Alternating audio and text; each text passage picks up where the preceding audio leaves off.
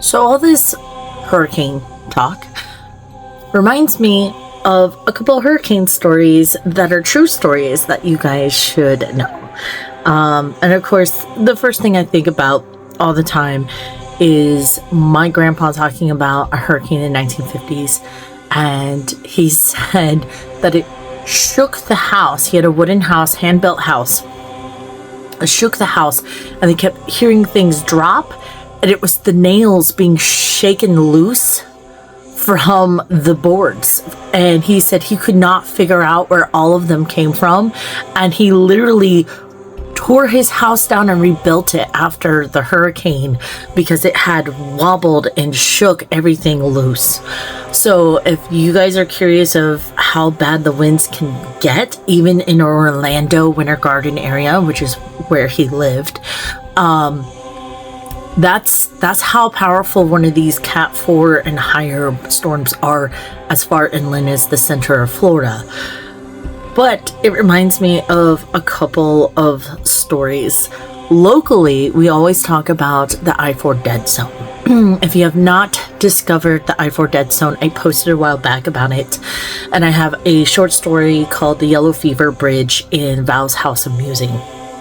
But in short, there was a town before Sanford off the St. Johns River that basically passed away, and they just buried the villagers where they were, that failed because the yellow fever burnt through everybody. Fast forward, I think it was either in the 60s or 70s, they decided to build I-4. And they didn't move the bodies, the graves of one particular family that were there. They rushed building that bridge on top of the graves because a hurricane was coming. Imagine that. And now everyone believes that when hurricanes do come across the state, they will always follow from Tampa all the way to Daytona Beach through Orlando. The I-4 corridor, the I-4 path, because that's the curse bestowed on us. Now, recently, they have moved that bridge and made it into a park. No one knows if the graves were ever placed, moved, or labeled or anything. But I haven't heard any recent tales of people's experiences on the I-4 dead zone, that bridge just between Deltona, DeLand, and Sanford, but when you cross the St. Johns River. But that is a tale, a true story about hurricane-related curse. Even better, or worse, depending how you want to see this, is a story from 1915 that happened in Louisiana.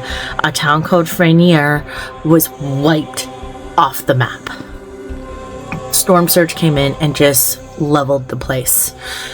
But before that, during the late 1800s in Frenier, there was a famous Hoodoo Priestess. Sometimes she's labeled as a voodoo queen, but I'm pretty sure she was a Hoodoo practitioner and a priestess among that sect.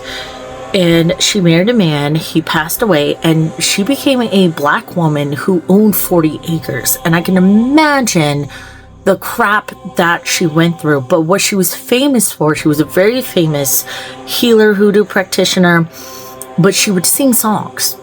She would sit on her front porch, and people would come from miles around to hear these songs she sung because they told things about the future. You know, people were seeing things happen based on the song way in advance. But one song she sung all the time, and I know Maria DeVivo that lit up and told me there's no way, and I had to show her that this is a real story. So Hoodoo Priestess Julia Brown would sing a song almost every day that had one particular haunting line, and it is, "When I die, I'm taking this town with me." Fast forward, she dies of old age.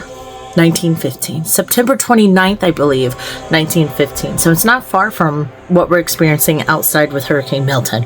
But they hold a funeral.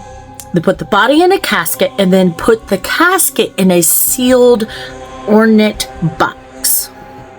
And people come from miles around and pile into this little house and around the house to attend the funeral. Lo and behold, they did not know there was a hurricane coming, and there's newspaper articles that state that eyewitnesses that were at the funeral said that by 4 p.m. they were hauling butt. They were afraid the house would collapse. They abandoned the sealed box that had the casket and body. And after the storm, there were some amazing things that happened. First off, Julia Brown was not lying when she sung that song day in and day out for many years. Frayner was gone. And anyone who attended her funeral survived, from what I understood, from what I can recall. But the crazy thing about it is that the casket is complete. They never found the casket. The sealed box was still in the house. And they found her corpse several days later. So either someone absconded with her body, or she had a good time watching stuff go down. But she wasn't lying. When she died, she was going to take that town with her. And she did. So I guess moral of the story, don't mess with the dead because they have the power to send hurricanes after you. So those are 3 stories I know involving hurricanes. One, a personal story from my great-grandfather. And the other 2 are some very interesting, both local and hurricane-related history. So enjoy that, and hopefully see you guys on the other side of the storm.